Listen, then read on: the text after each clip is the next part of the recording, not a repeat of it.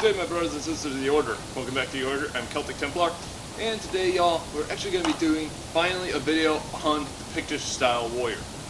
Now, I know I promised this, like, probably, somewhere in December or January, but as you can see, I, couldn't resist on doing it on Celtic month. So, yeah. Now, what do we know about Pictish style warriors? Well, very little, actually, due to the fact there is hardly any pictorial evidence, and hardly any type of, well, archaeological evidence found because of the erosion and as well the weather in Scotland kind of decays the said, equipment the said Picts would have worn. However, most of our information comes from, well, the Picts' enemies, those who they fought against, such as Rome, the Britons, and the said Saxons, who which wrote said scriptures about these type of warriors. So what would they actually, how did they fight? How did they use their equipment? Well, it stated they might have worn a body armor, or some, not most, would have actually worn a type of particular body armor, probably like this. This is the best example I can go for, but the best way I could explain it is that it might have been a blanket-like vest. It stated that the armor was sleeveless, and as though it almost looked like it was a tunic. So, this actually does give a good description of what it might be. So it might have been a type of woolen design gambeson, which was meant to protect the body. Now I'm using my coif in placement for the said Orkney Island coif that was discovered. However, some Picts would have also worn cloaks, we are told, to mask in their surroundings, such as this tunic I'm wearing here. Other than other equipment, they would have also used some, which the common Pictish warriors would majority not use actually swords. However, only a few, such as in the middle class area, would have used a sword. Those out of which couldn't afford swords might have used a dagger or an axe, like we got here.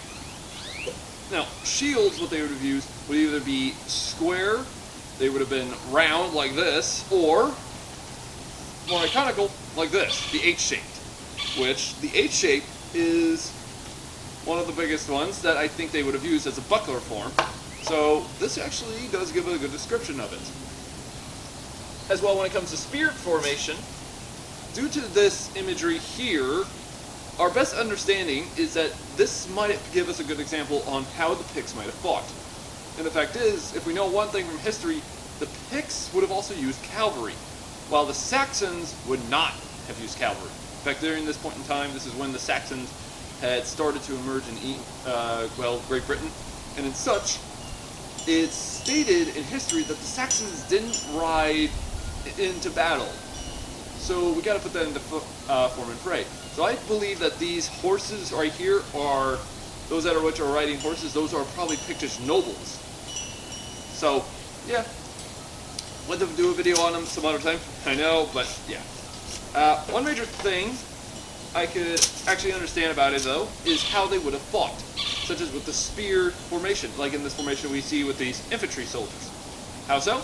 Well, as you see, one of them has a long style pike, kind of like that we understand the Battle of Bannockburn. And in such, this spear would be a pike-like weapon to stop the said cavalry charge, while the mixed infantry would be mixed in around it, probably throwing spears and javelins, or slings sometimes I hear, at the said attackers. Meaning, this type of military force were what you might call a type of shock combat unit. So, why don't we get right into them, shall we?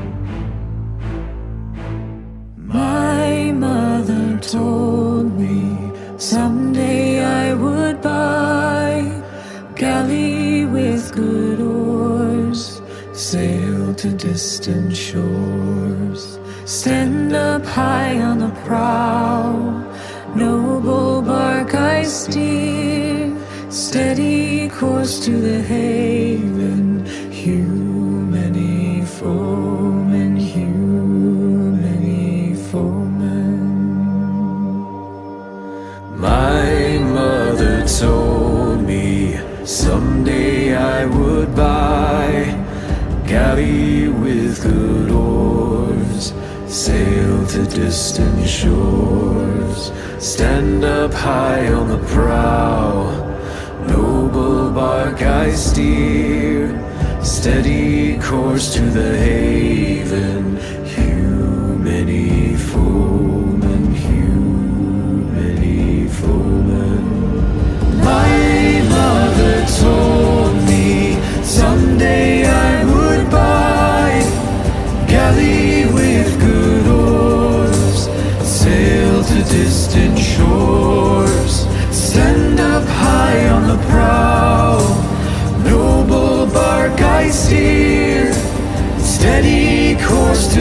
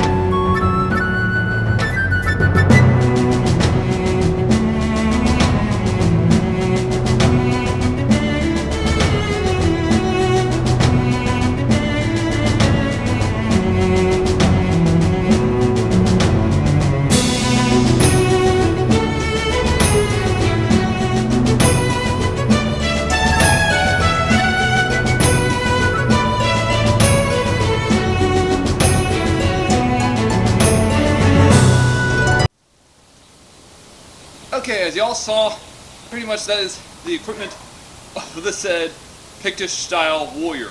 Now, as y'all can see, my equipment, it's light combat foot, meaning this is meant for a light army military group, so the common military of the said Picts. One major thing I do have to put out here is it's about 20 to 30 degrees outside, and I don't feel cold at all. I don't know why. My body feels extremely warm.